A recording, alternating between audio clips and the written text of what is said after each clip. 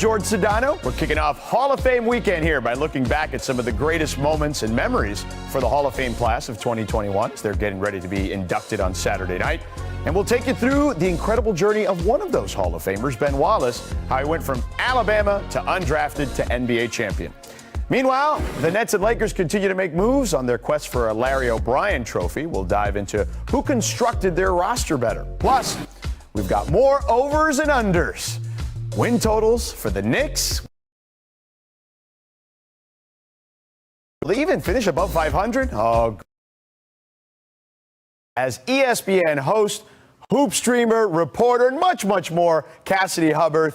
All right, we'll start with some breaking news here from Woj. The Lakers are trading Marc Gasol to the Grizzlies in a move that'll save $10 million.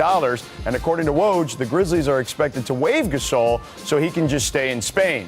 So, Wendy, what's your reaction to all this? Well, I talked to Marc Gasol after the Americans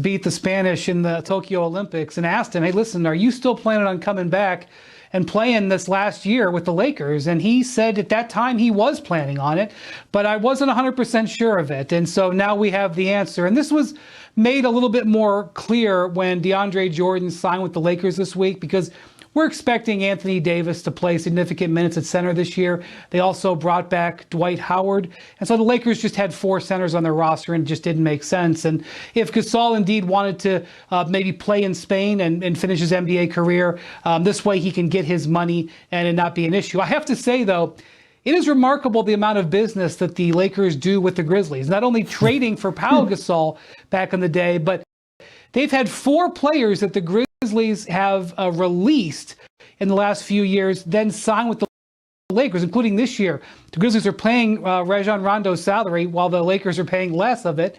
And now here they have this trade, which they did send him a second-round draft pick and some cash to cover some of his salary.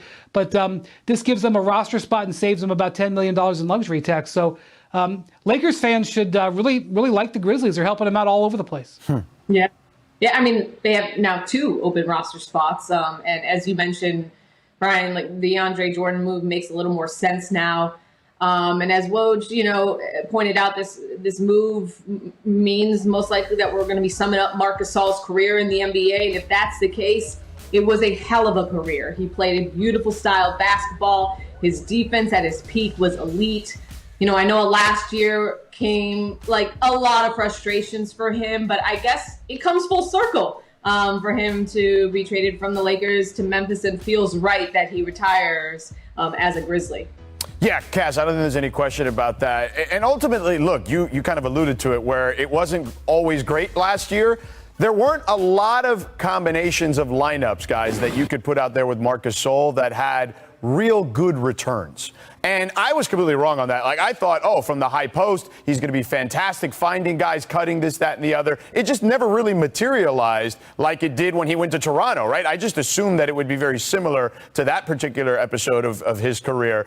Didn't work out. DeAndre Jordan probably more in line with the way the Lakers want to play with their centers. If you look specifically when they won the championship with JaVale McGee and Dwight Howard, he fits there. He's a great role man, and he can finish at the rim still and can protect the rim better than Marc can at this stage. But you nailed it, Cass. He gets to finish in Memphis. He gets that ceremonial retirement from Memphis. And Brian, do you think that's what happens? Do you think he does, he just finishes off his career in Spain? Like he will play there one more year, perhaps? Yeah, I think there's a possibility he's going to play in Spain, possibly with Pau, who played in Spain last year, although it might be over for Pau as well. I have to say, in 2019, he had an absolutely amazing year. He went to the Raptors with that midseason trade and won the title as a key member of that Raptors team, and then went over to the World Cup in China and led Spain to the World Cup title all in the same summer. And it took a lot out of him. And I'm not so sure he was really the same player after that. He really gassed himself that summer. He just didn't have a lot left in the tank. And so I think it's a responsible decision by him, because he's still going to get paid. Basically, the Lakers sort of guaranteed him $5 million to come to them last year.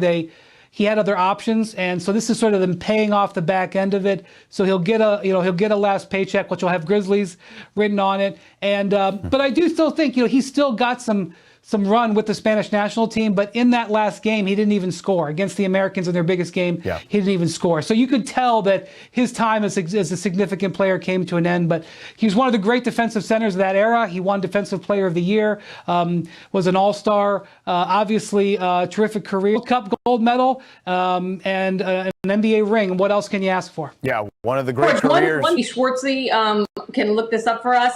I'm seeing that he's 49 points behind. Pick, if you think about it, in the history of the sport, he's certainly up there. All right, speaking, center DeAndre Jordan intends to sign with the Los Angeles Lakers upon formal completion of a buyout with the Detroit Pistons. The 33-year-old is coming off his 10th season, which he averaged 7.5 points, 7.5 boards, a block in 22 minutes per game. So, Wendy, how much does this help the Lakers' title chances? Okay, when you sign a player to a minimum contract, you have to have expectations in that regard. Can he help them in a handful of games, as he helped the Nets last year? Yes. Is he going to go out there and average 10 and 10? Most likely not. So just keep that in mind. Keep in mind that if he helps you win one playoff game, and he fills in for some injured guys, which we know will happen, he will have done his role. When you keep those expectations, I think he'll fulfill that. Mark? How many true centers do they need now? Are they going to go back into the 80s and play? And then they're going to use AD at center. So what they better get some first-class seats on this bench so these three guys can sit next to each other. Let me interrupt. They trading Gasol? I just don't get it. Let me interrupt you real quick. Brian will remember this because he and I were together in Miami. When LeBron went to Miami, there was Eddie Curry, there was Eric Dampier, there was Zydrunas Ilgauskas. Who am I missing there, Wendy?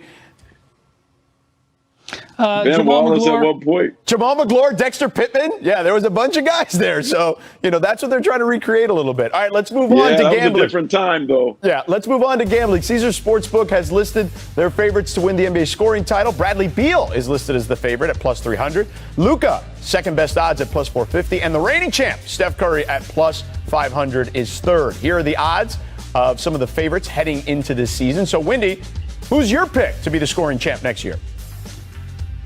Well, I'm not sure I'd say he's definitely going to win, but a great bet, the guy I just mentioned, Paul George. I think he's plus 5,000. This guy is going to have to score for the Clippers. We saw him score in the playoffs. I know he's not going to play that many minutes in the regular season games, but he is going to put up numbers.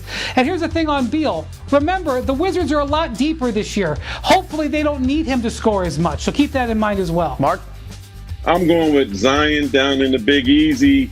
He's going to be a better player in his third season. He gets to the line. I'm guessing he's going to start making more threes.